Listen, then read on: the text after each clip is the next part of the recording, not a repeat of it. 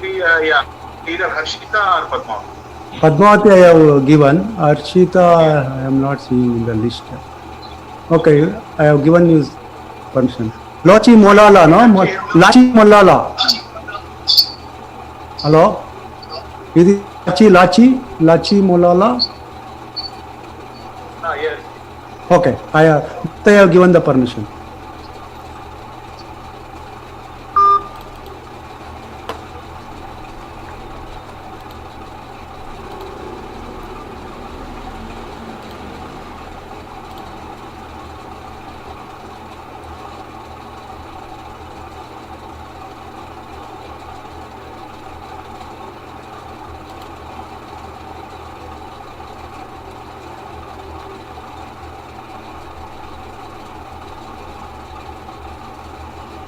Ganesh sir, are you in the meeting now?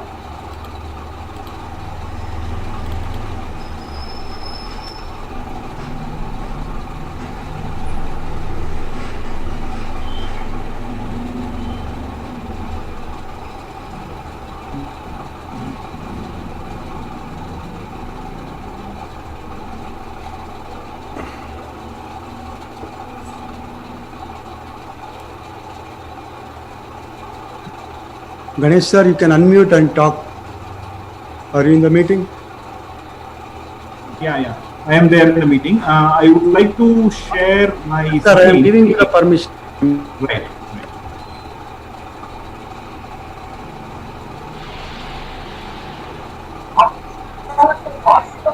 Sir, now you,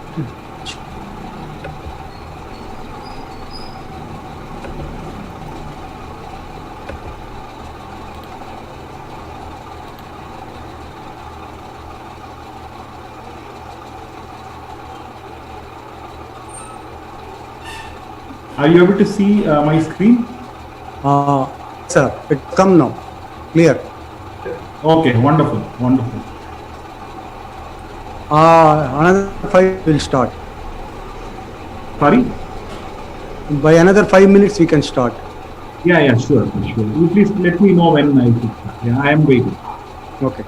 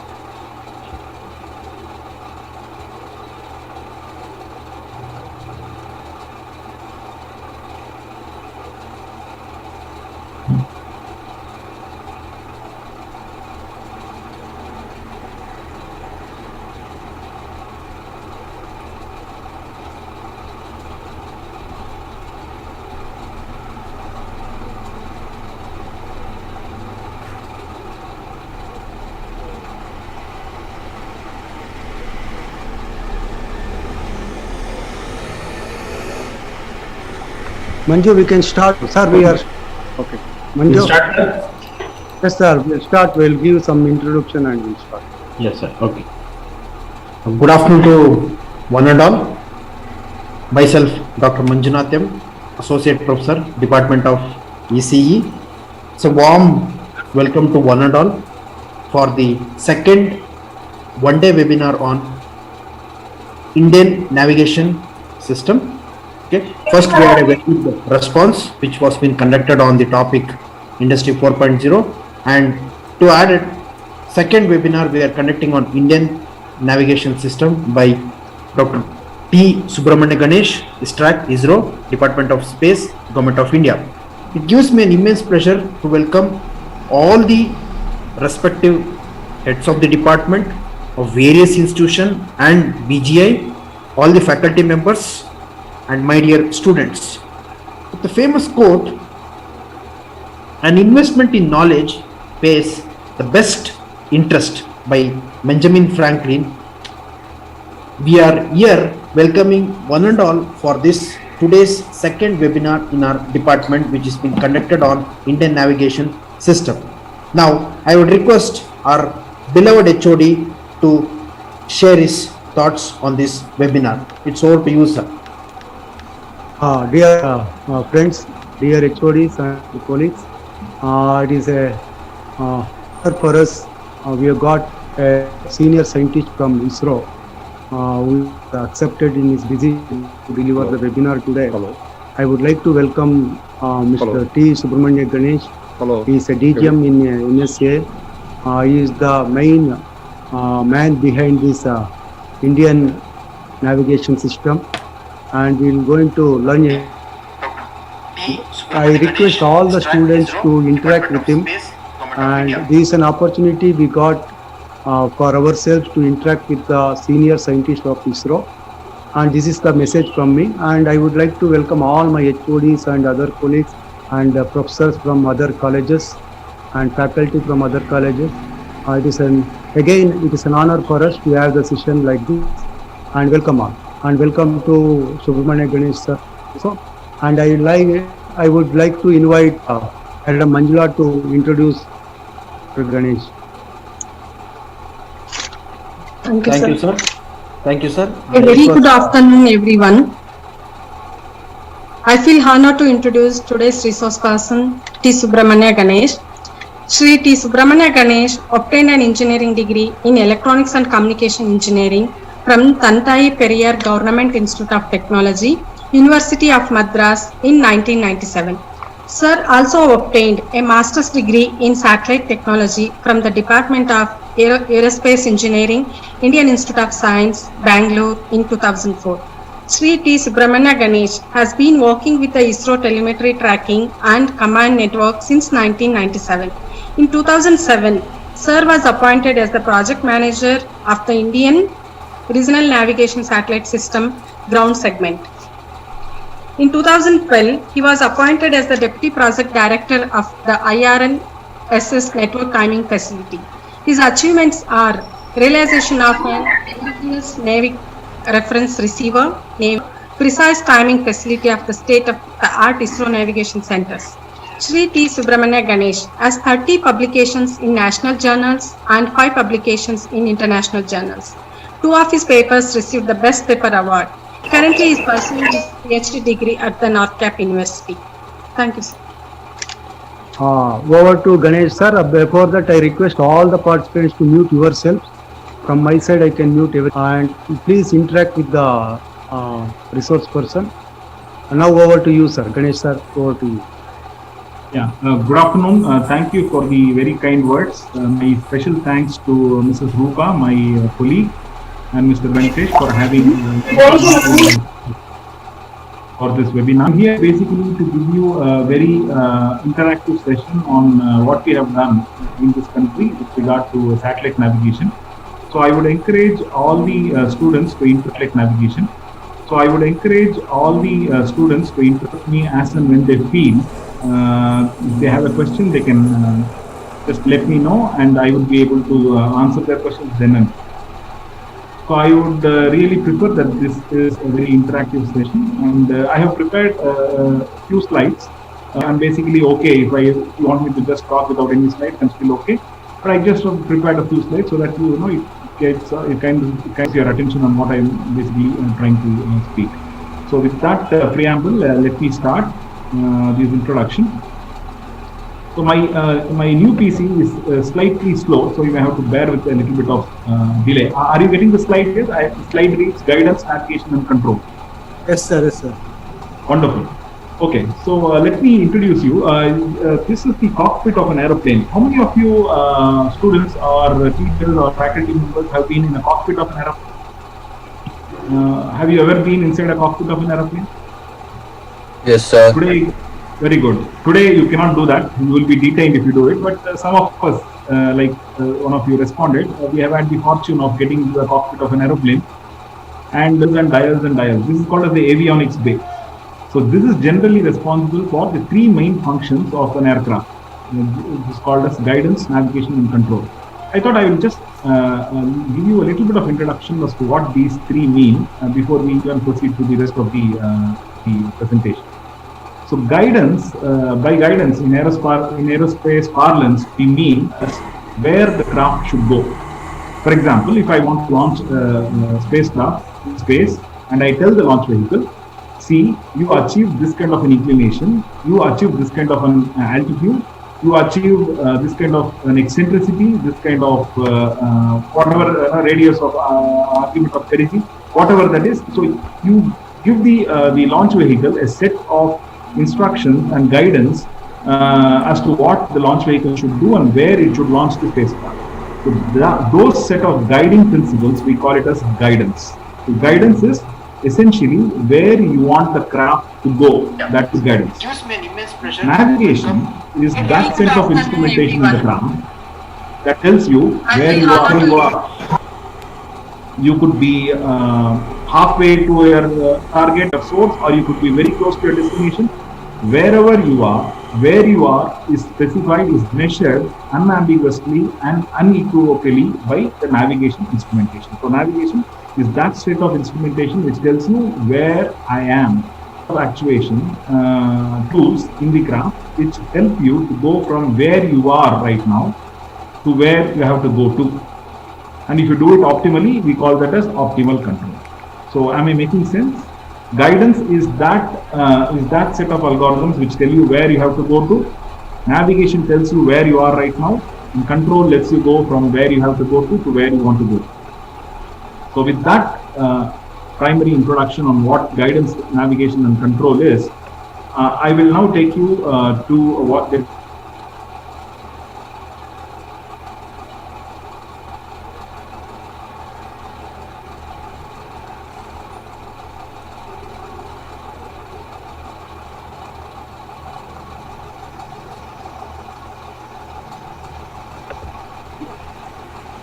I have a feeling I'm not audible. Am I audible? No, you're audible, sir. Audible, clear. Okay. So I will take you through the puritanical aerospace definition of what navigation is.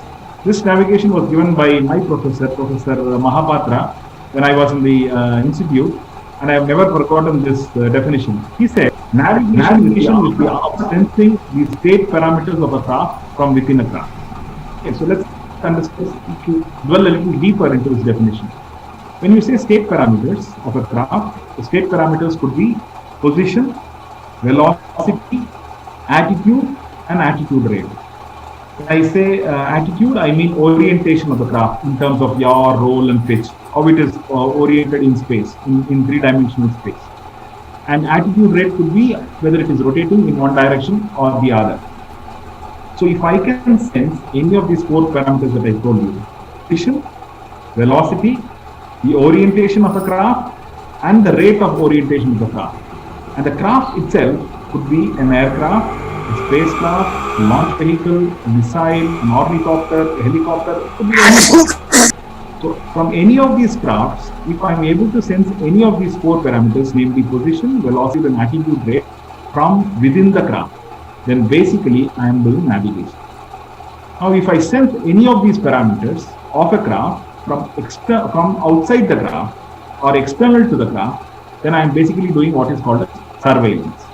So to drive home this point, let me give you an example. Let's say if a pilot, you see altitude of an aircraft, sitting inside the aircraft, using a barometric altimeter, for example, and measures his height from the mean sea level, he is basically doing navigation because he is basically sensing his position. But if you were to use a radar facility and track the aircraft and find out its position and velocity from external to the craft, you are basically doing surveillance. So these are the subtle differentiations or the definitions of aerospace parlance of navigation and surveillance. So if you are okay with that definition, then I'll move on to what is called as satellite navigation and what are the fundamental principles that guide satellite navigation. So navigation, like I said, is basically that set of instrumentation in the spacecraft or the aircraft which tell you where you are and what is your position, what is your velocity, what is your attitude. If you can sense any of those parameters. So if you do navigation with the help of satellites, it's called satellite navigation. And satellite navigation depends on a fundamental principle called triangulation or trilateration. It's also called as row fixing in aerospace parlance. So what is this principle? So you imagine a user with a position V, because delta T was the time the signal has taken to travel all the way from the satellite to the ground, and because it's an electromagnetic signal, it generally travels at the speed of light, and therefore you have this distance to be C into delta T. So you can find out this distance.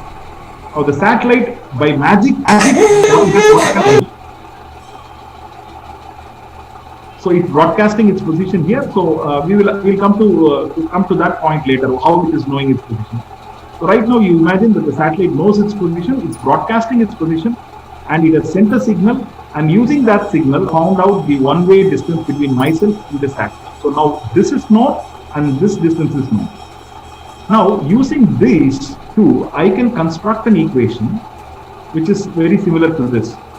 This is nothing but the Euclidean distance formula. That means if I know x, y, z, if I don't know x, y, z, of course, x, y, z are three unknowns, but the x1, y1 and the z1 of the satellite is known, and therefore I can form an equation which says x1 minus x the whole square plus y1 minus y the whole square plus z1 minus z the whole square is nothing but the distance between the satellite and the point in Earth.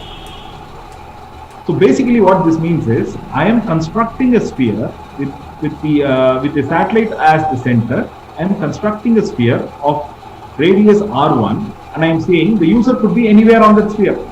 So it basically means that the user has got infinite solutions. It doesn't help me, but we need to narrow down on where the user is. So fortunately, I have another satellite in the constellation, and this satellite says, hey look, when this satellite I find some intermittent disturbances. I would request the audience to mute their mics. Yeah, thank you. So this satellite says, when this satellite was at x1, y1, z1, I was at x2, y2, and z2, and my time was also t when this time was t. So he also sends a signal. So now what happens is, with respect to this observation, I can construct another equation of a similar type and form another sphere, and then these two spheres are likely to intersect somewhere here. But still, the intersection of two spheres is still an area user position. But fortunately, I have another satellite here, and this satellite also says, hey look, when these two guys were at x1, y1, z1 and x2, y2, z2, my position was x3, y3, z3, and he transmits a signal to that effect. And therefore, you can now form three spheres, and the intersection of those three spheres is nothing but the position of the user. So this is the fundamental principle. We find our positions using satellites. This principle is called as the trilateration principle or the triangulation. This is fundamental and vital. So if you have any questions on this, or if you would like to aspects of this, because the rest understanding will depend on the premise that you have understood what is happening here. I hope it's very clear to you right now. Okay, if there are no questions, I'll keep moving. So this is the having a principle of satellite navigation. Let me talk a little bit about history. The satellite navigation actually started like this. I am sure that you are aware of Sputnik. Sputnik was the first satellite which was launched by Russia in 1957 on October 4, if you know that. Even today, we celebrate it as the Satellite Technology Day. So when Russia won this war, or when USSR won this war between those two giants at that point of time, Cold War was in its peak. So the United States became very jealous. They became very upset that USSR beat them to the post as far as launching a satellite is concerned. So the Johns Hopkins University, the Applied Physics Laboratory of Johns Hopkins University, was continuously monitoring the satellites.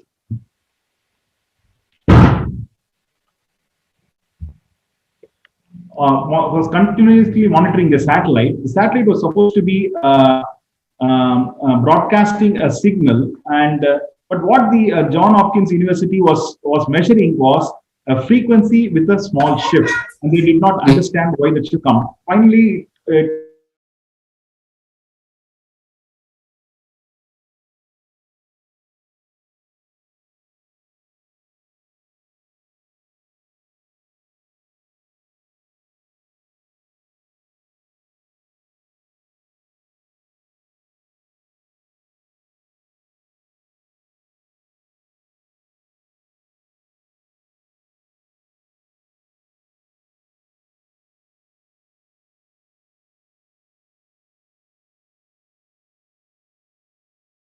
unknown position on the surface of the Earth can also be found out. So using the Doppler principle, they launched a series of satellites called Transit. Transit is the first satellite-based navigation system. It was launched with about 6 satellites in space, and it used the fundamental principle of Doppler, like I just said, to find its position. But the accuracy was something like 2. That was the kind of accuracy that they were able to get. But even that was a very good accuracy at that point of time. And then came the Timation series of satellites. The US Navy wanted to have a very good navigation over the seas. So they set up what was called as the Timation. Then the Air Force of the United States set up a project called as the B-21 project, which was again a set of satellites for giving them navigation details. And then it was like every user or every potential user was trying to build his own satellite navigation system.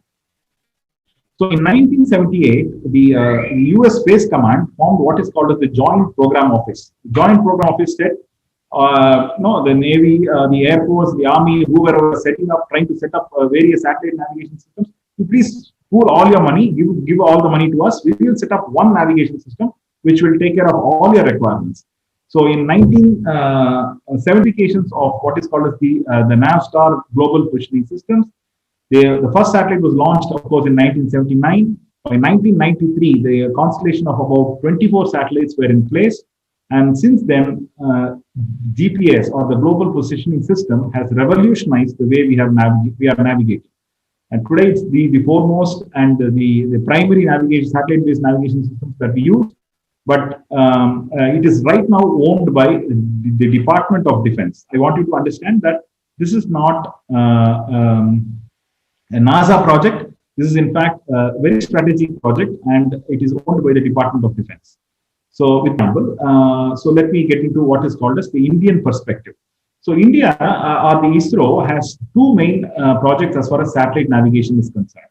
One is called GAGAN. GAGAN is an acronym for GPS-aided geo-augmented navigation. It's a satellite-based augmentation system. I'll come to that later. Anyway, what GAGAN.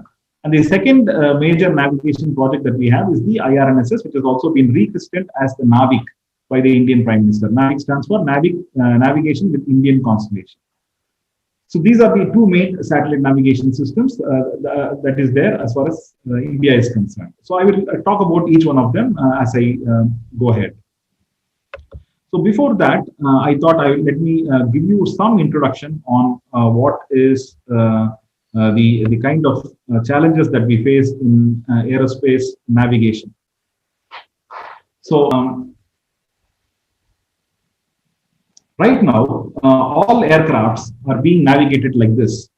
There is, you are basically looking at the air traffic control tower. This is a very conspicuous tower in every airport. Wherever you go, you would see some facility like this. So these are the guys who navigate the aircraft, where he has to be, when he has to land, when he has to take off. So this air traffic control basically ensures very safe and critical navigation of the spacecraft. So before I even proceed further, let me just explain to you what are the various phases of flight of an aircraft. An aircraft typically has various phases of flight. It starts with a pushback. Now, when you are all seated to your belt, tied to your seats, the pilot announces a pushback, so the aircraft kind of pushes back. Then it taxis. Then it taxis all the way to the point where it's going to take off. Then it has a runway. That's the runway, and from the runway, it basically attains a very high velocity and then takes off. Then it gets into a flight called a phase called the en route flight, where it's called cruise control. The pilot says you relax, and the stewardesses come and give you some cool drinks and stuff like that. You are allowed to go to the washrooms and things like that, because it's into cruise control. Then again, when the aircraft approaches the airport, the pilot tells you to fasten your seat belts, and then you do that, and then you kind of land into the runway, and then you taxi, and then you again land. So these are the various phases of flight as far as an aircraft is concerned. Now, in each of these phases of this flight, there are intensive algorithms and intensive instrumentation which are at work, which help you navigate very, very accurately. Okay, so some of the instrumentation aids, if I were to list, would be like primary surveillance radars, secondary surveillance radars, distance measuring equipments, very high frequency omni ranges, instrument landing systems, microwave landing systems, inertial navigation systems, so on. The list is endless. So each phase of flight is handled by one particular navigation aid. That's how the pilot comes to know where he is and what is his heading and what is his velocity and things like that. And then, anywhere between 800 megahertz to 1200 megahertz is used. It's called as the aeronautical radio navigation services. That's why, if you sit in an aircraft, they tell you, please switch off your mobile phone because it's going to interfere with the navigation system. So, and that's why so many dials in the cockpit that I showed you in the first slide, so many dials, because these dials correspond to various navigation aids. So the pilot uses a certain navigation aid at a particular stage of flight. He then moves on to the next phase of flight, uses the next kind of aid. So is training. It's very, very critical job. Piloting an aircraft. Doing an air traffic control is even more stressful because you need to be completely situationally aware where each aircraft is. One mistake and it could cost thousands or probably hundreds of lives. So this tightly controlled regime has been in place right since the Second World War. After the Second World War, probably since 1950, this tightly controlled regime has been there where the air traffic controller has got absolute situational awareness and the pilot simply follows instructions like a parrot. Now, the International Civil Aviation Organization, or the ICAO, in 1991, they formed a committee called the FANS Committee, or the Future Air Navigation Systems Committee. They said, can we fly like a bird? Can we move towards a regime called as the free flight regime? Have you seen two birds? Do they tell each other, I'm going to fly, I'm going to take off, I'm going to land? No, they just simply take off, they simply land. So can you have aircrafts have more intelligence and intuition in their navigation systems that they fly like birds? They don't have to, right now, the air traffic controller says, okay, aircraft, Kingfisher Airlines, you land down, Jet Airways, you take off, Air India, you stay there at 1,000 feet. Some other flight, British Airways, you stay at 2,000 feet with this kind of separation. So all that is being dictated by the air traffic controller. The pilot simply obeys instructions. Now, if the pilot were to have more intuition and more awareness, situational awareness, more intelligence, then he will simply land and he will simply take off. That would be the most ideal situation. So the FANS committee said, if you want to go towards a free flight regime, like how we are visualizing right now, and if it has to be done with the same kind of safety levels that we have been following, and they said that we have to move over from the large number of local systems that we are using currently to a small number of global systems. And they said the small number of global systems, one of the main things that they recommended was the use of satellite navigation, because satellite navigation is truly global in its manifestation. For example, an aircraft takes off from New York and in New Delhi, for example, it basically transposes continents and probably two oceans. So you need to have a global system to cover it. Right now, we are doing it with a set of instrumentation on the ground, which is very elaborate, very, very elaborate. And it is very costly. That's why your air tickets are very costly. One of the reasons why the air tickets are very costly is basically the navigation aids that help you navigate the aircraft is quite costly. It is very high technology, technology intensive. It's a lot of training for the ground staff to be maintaining it in the working conditions. So, and your flight is not nominal. For example, if you were to fly from Bangalore to New Delhi, you just don't fly in an arc like that. You report to the first, if you are observing, or if you have ever traveled to New Delhi from Bangalore, you will see the first point that you report to is Tirupati, then you report to Hyderabad, then you report to Bhopal, and so on and so forth. Because at each point, there are fixed points where the aircraft pilot will be reporting to. This is to ensure that we have on the trajectory of the flight. But if you were to give the pilot a free hand, he will simply just like that take the shortest path and reach Delhi in maybe an hour or an hour and a half. But it actually takes close to 3 hours to fly from Bangalore to New Delhi, because you do all these protocols to ensure safety. So the aim of the FANS committee was, can we make a flight more intuitive, more intelligent, more optimal, and absolutely fly like a bird. So and they said if you have to really migrate to a regime like that, then you need to definitely move over from all the kind of instrumentation that you are using on the ground to more, what you can say, global and more permeable systems like the satellite navigation systems. So the civil aviation has been one of the prime movers of satellite-based navigation. So the next slide. Yeah. So the committee also said in the current level of manifestation, the satellite navigation systems are not eligible for supporting civil air navigation, because civil air navigation is called as safety of life application. What is safety of life? For example, if you look at the launch vehicles, okay, a launch vehicle is typically about 95% successful. That means when you launch about 100 launch vehicles, I hope you are aware about in ISRO's launch vehicles, the PSLV, the GSLV Mark III, and so on.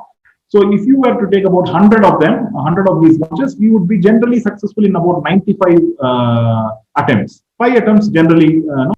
This is the world statistic also. If you take a missile, for example, a missile generally hits the target 97 to 98% of the time. So that's also acceptable, and it's considered as an extremely successful missile. Prithvi, for example, Indian missile, it's got a 98% hit probability. But if I tell you, I have an aircraft and I have a probability that 98% of the time it will land safely and take off safely. Will you ever go into that? Will you ever walk into that aircraft? You will never do it, because it involves safety of life. So the aircraft reliability and availability is generally around 99.9999959. That is the kind of that an aircraft has. This is called as a safety of life application.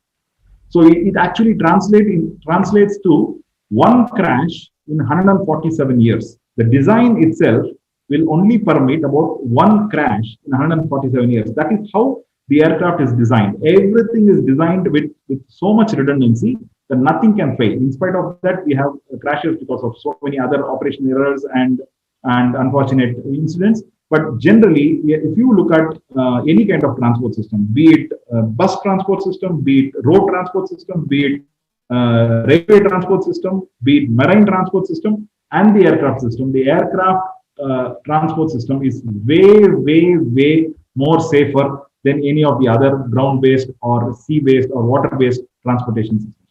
This is because we follow certain protocols and regimes like the safety of life obligations. So the France committee said, if you want satellite navigation to support this kind of regime where you can't have a failure in 147 years, then you should augment it. And they came up with 3 types of augmentation. One was called a ground-based augmentation, GBAS. The other one is called as ABAS, air-based augmentation system. The third one was called space-based augmentation system. So because it was a space-based augmentation system, the project was given to ISRO. ISRO took up the project as a technology demonstrator program in 1998. And by 2008, we had completed what is called as the technology demonstrator system. We proceeded to develop what is called as the fully operational system. By 2013, we completed the implementation of the Gagan SBAS system. By 2014, it was certified by the DGCA, the Director General of Civil Aviation. They certified it, and they said, yes, this is capable of supporting safety of life applications. So what does this Gagan system do? The Gagan system basically has an overlay of enormous amount of infrastructure on the ground. You basically have the GPS satellites. So there are a lot of observation stations on the ground, and these observation stations basically collect the observables from the GPS satellites, and then they stream it to a navigation center. Here you have the INMCC. The INMCC stands for the Indian Mission Control Center. In the Indian Mission Control Center, their infrastructure or the software intensive system, which processes all these observations and then estimates what are the errors in the GPS broadcast. The GPS satellite says, my position is this and my time is this. It need not be accurate because it was uplinked to the satellite by the ground segment of the GPS some time back. Therefore, there could be some errors. What are those errors are estimated by the INMCC. And the INMCC also models the ionosphere over the Indian flight information region. and basically says what are the kind of errors that you could have because of the ionospheric delays, and all that information through an Indian land uplink station, INLUS. It basically it uplinks it to two sets or three geostationary satellites: GSAT 8 at 55 degrees east, GSAT 10 at 83 degrees east, and GSAT 15 at 111.75 degrees east. Three satellites are there which have this Gagan payload. So all these three satellites basically broadcast the actions that one needs to apply for the GPS constellation. So when an aircraft comes over for the GPS constellation, so when an aircraft comes over the Indian flight information region, it basically uses the GPS satellites for its normal positioning, but then it also gets the additional information from the geostationary satellites, which tell what are the corrections that needs to be added to the GPS broadcast. And not only that, the geostationary satellites also provide what is called as the vital integrity information. Suppose the Gagan system finds that it is not very confident about the positioning, then immediately it sends a message through the satellite, says, hey, look, I am not very confident about my positioning. Please don't use me. This goes in about five seconds or so. The time to alarm is about five seconds. So because it has this self monitoring capability, it is able to give a timely warning as to when it is not available, so that the pilot can actually move over to other means of navigation lanes to navigate the aircraft. So, this system was basically meant to guide the aircrafts to what is called as a Category 1 precision landing. Category 1 precision landing means you basically navigate an aircraft all over the way up to 50 feet above the 50 feet. It will be the Gagan's responsibility to navigate the aircraft. After 50 feet, the pilot has to physically see the runway, take a chance, get the permission of the air traffic controller, and then go ahead and land. So Gagan will be responsible for taking you all the way up to 50 feet. That was the original intention. But because the Indian ionosphere is a very tricky ionosphere, it is, you must be knowing, or you must be knowing that we are actually sitting on an ionospheric bubble. The ionosphere has both spatial and temporal variations, and particularly over the Indian region, it is very difficult to model the ionosphere very accurately. And therefore, we have not been able to achieve the kind of accuracies which are needed for a Category 1 precision landing. But what we are able to support is called approach with vertical guidance 1.5, which means we are able to navigate the aircraft all the way up to a height of 150 feet above the runway, and from then the pilot basically takes a decision whether he wants to land or not. So this system has been successfully operationalized. It has been handed over to the Airports Authority of India, and it is revolutionizing the way aircrafts are being navigated. This is a very successful project. This was an overlay system on the existing GPS. I hope you understand. We did not build any navigation system. We basically ensure that we have an additional infrastructure which ensures that GPS is monitored and becomes very accurate and becomes very useful with integrity for an aircraft to fly over the Indian flight information region. So this was called as the Gagan or the SBAS system. We developed a lot of technologies. We developed a lot of expertise when we did this project. And then we said, we went to the government of India and said, I think it's time now that India has its own navigation system. Why I am saying this is, like I said, the GPS, though it's beautiful that you are able to get it in your mobile and you get very good accuracy and things like that, the GPS is controlled by the Department of Defense. And the Department of Defense has got such technologies today that they will be able to encrypt their signals. They can intentionally jam their signals. They can make it absolutely unavailable to you when you need it. When see, for example, during the Kargil war, when the Indian soldiers were there struggling in the Siachen Glacier and in the Kargil area, GPS signals were suddenly made unavailable because the US wanted to maintain neutrality between India and Pakistan.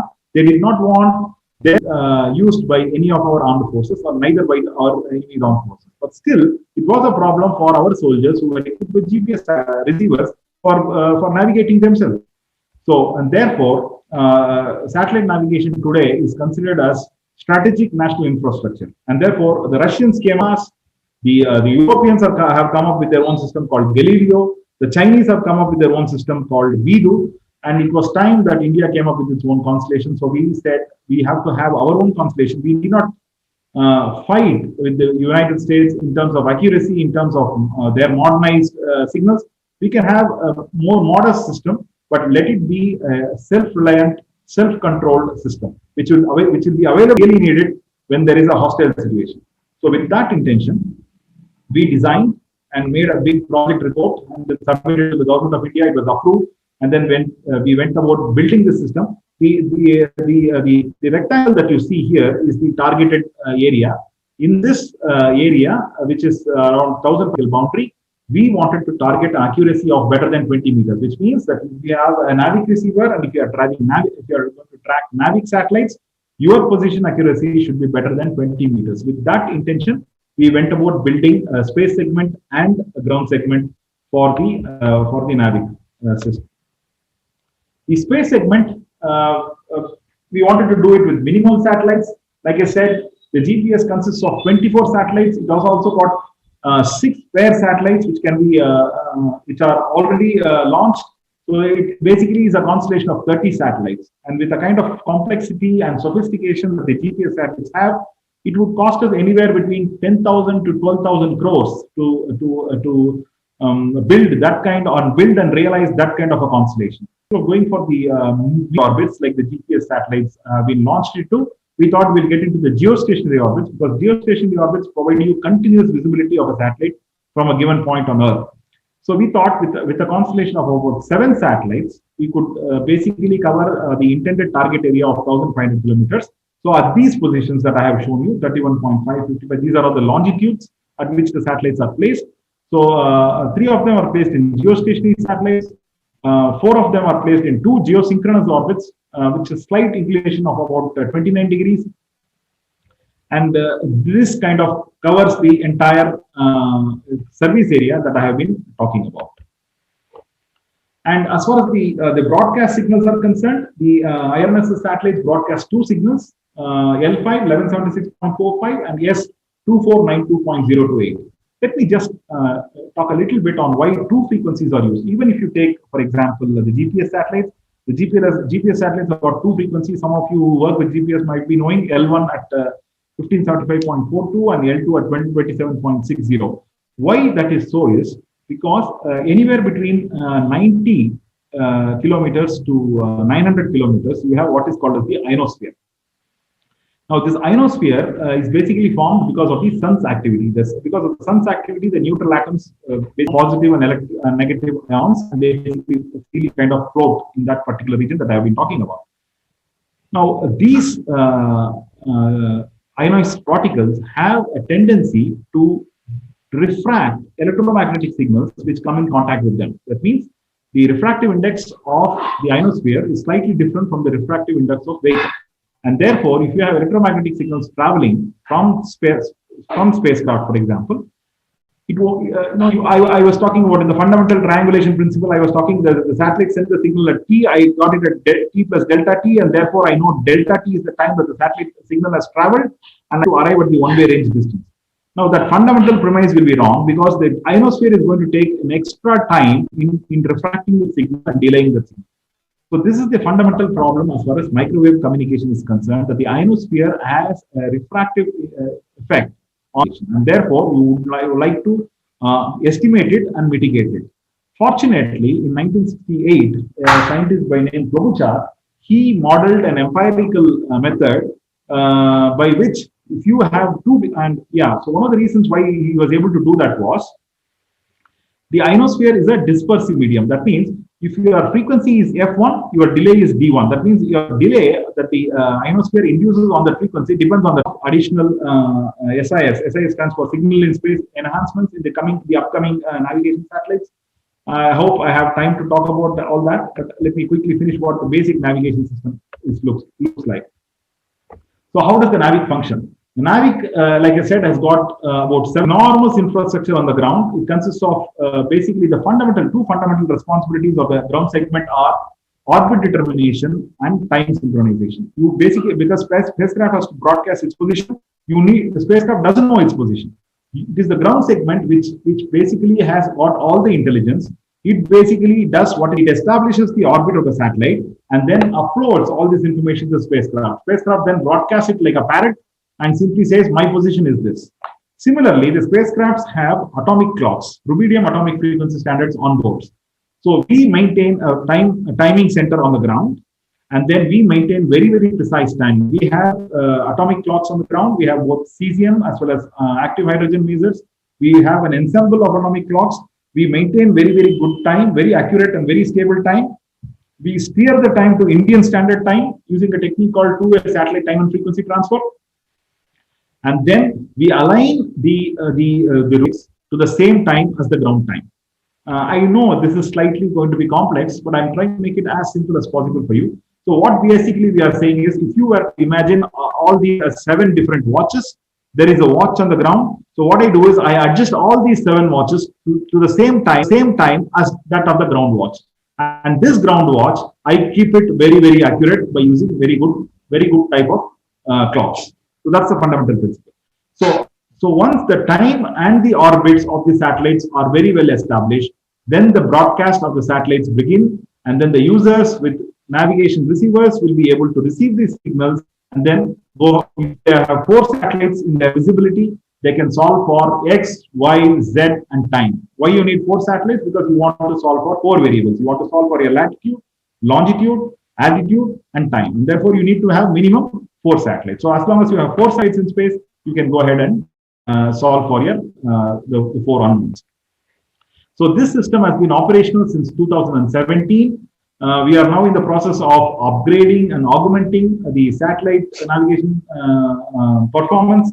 We have originally we targeted an accuracy of something like 20 meters, but I'm happy to tell you that we are able to get better than 5 meters accuracy.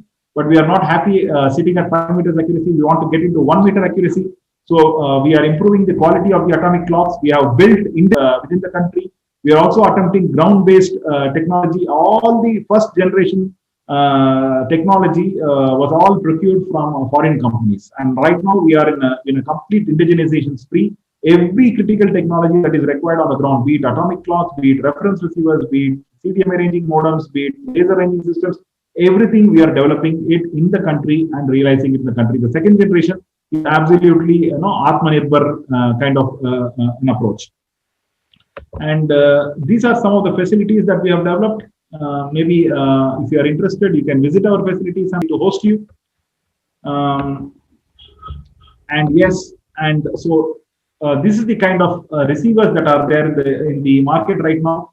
The Qualcomm has come up with a Snapdragon processor. Its latest Snapdragon processor, which goes into mobiles, is NAVIC enabled. You have Me, Huawei, and a host of other chip producers all getting NAVIC enabled. We also have built a NAVIC receiver in-house, and we are able to get about 20 nanoseconds timing accuracy. This is not possible even with GPS receiver, because the GPS is only going to give you a single frequency use. The NAVIC, however, gives you dual frequency use and helps you mitigate most of the ionospheric errors, and that is why you get much better accuracy when it comes to GPS. And we encourage all the young students in the electronics as well as in the other fields like aerospace to move to NAVIC, to develop NAVIC-based applications, to develop expertise in NAVIC-based systems, because I'm sure will become the de facto standard of the country in the years to come. So as far as the navigation is concerned, for a researcher, there are quite a number of challenges. You have receiver design, you have newer modulation techniques. I have not talked about Bach modulation and things like that. Please Google John Betts or Bach, binary offset carrier. These are some of the emerging techniques.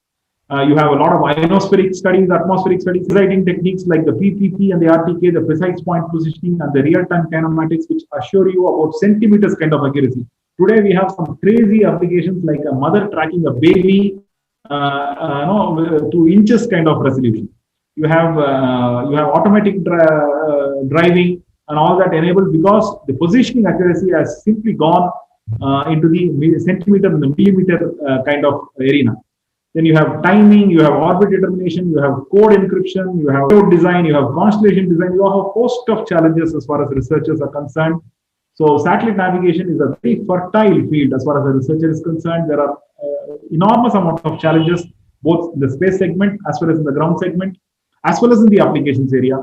So we invite all interested students and interested researchers to take up navigation, satellite navigation, particularly the NAVIC system for their research work.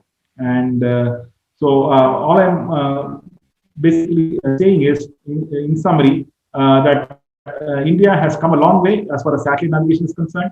We have developed our own satellite-based augmentation system called Gagan, which helping navigate our aircrafts. It's an operational system. We also have realized our own satellite navigation system called NAVIC, and this is set to get augmented, expanded with more powerful and intelligent signals in the years to come. And it's a very exciting time now to be in the area of satellite navigation. And the applications are enormous. We expect $50 billion to $10 billion in the next 5 years if the NAVIC system becomes useful. Because every mobile, there is going to be a law shortly which says that every mobile has to be NAVIC enabled. We are talking about close to 1 billion mobiles in this country. Every automobile will be automatically NAVIC enabled. Every strategic vehicle, be it a missile or be it an aircraft, an helicopter, will be NAVIC enabled. So NAVIC is going to be a real game changer as far as even the business is concerned.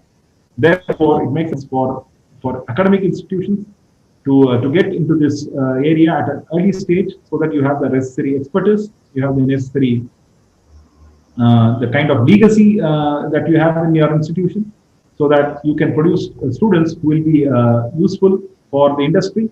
And industry is going to change big time when the navigation scenario is going to blossom in this country. I'm seeing that in a couple of years, navigation will be the fundamental prime mover as far as business is concerned. So with that closing note, I would like to thank the organizers, HOD, EC department, and all of you, dear friends, for giving me an opportunity to share my experience of working in satellite navigation system. Thank you for this opportunity, and I'll be very happy to take questions if there are any. Audience for the question. Some of you have raised the hand. Muktarani Alawar, Madam Professor Muktarani, any question? You raised the hand.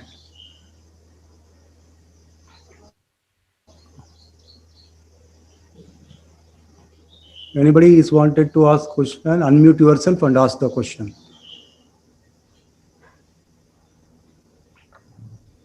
From student side or faculty? Hi, sir. Anybody? Okay. It's me, Atif. Atif, please. So, I would like to ask, what fuel actually need for satellite? What fuel actually to work? Something should be needed. No, I did not. Beg your pardon. I did not. What is the question? What fuel actually needs for the satellite to operate?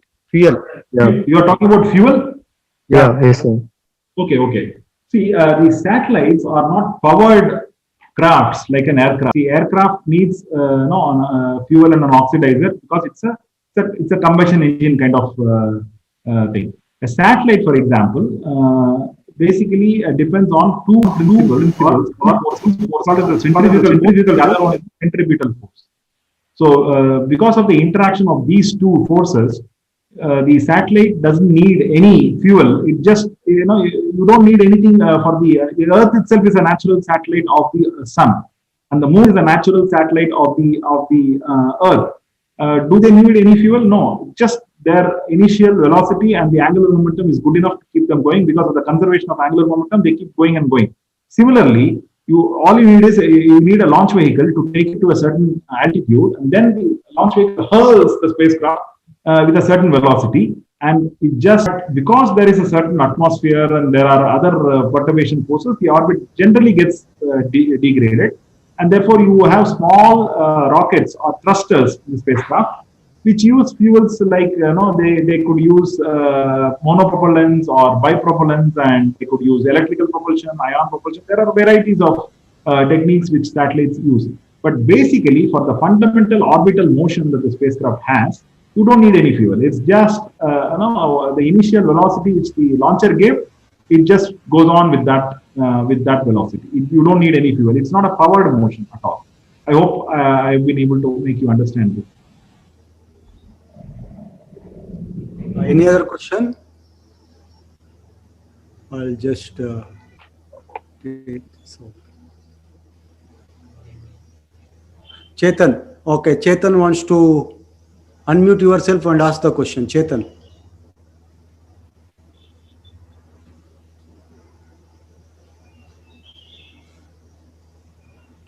Somebody is disturbing.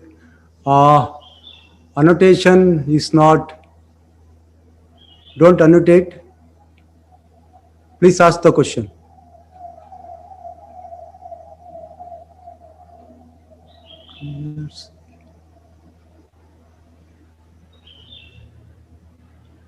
It is a time to wind up. Sir, Ganesh, I am very much thankful to you for accepting our invitation. And you have given a very good insight into the navigation system, satellite navigation system. And it is, we have come across right from the GPS, and you have given insight into Gagan, IRNSS, and you have started with aircraft cockpit, and we have seen lot of controls over there. Not only navigation system, what are the communication systems needed for this navigation system we have come across. I'm very much thankful for your kind acceptance, and I would like to thank you for this webinar. Thanks from our institution side, chairman side, principal side, from our students community. Thank you, Ganesh. Thank you, Mr. Venkatesh. Thank you, one and all. Thank you. And I would like to thank all the participants. I have got the participants from different colleges, professors from different colleges, and students from different colleges. And we are very much honored to see the audience from different institutions and in and around Bangalore. Even from NITTE, I am observed. Professor Mantesh from Chaudhary, Professor Muktarani Alwar. So many professors are there. I am very much thankful to each and everybody for attending this workshop. I am thankful to my organizing committee, especially conveners and my faculty members and my student community. Thank you all. Thank you very much.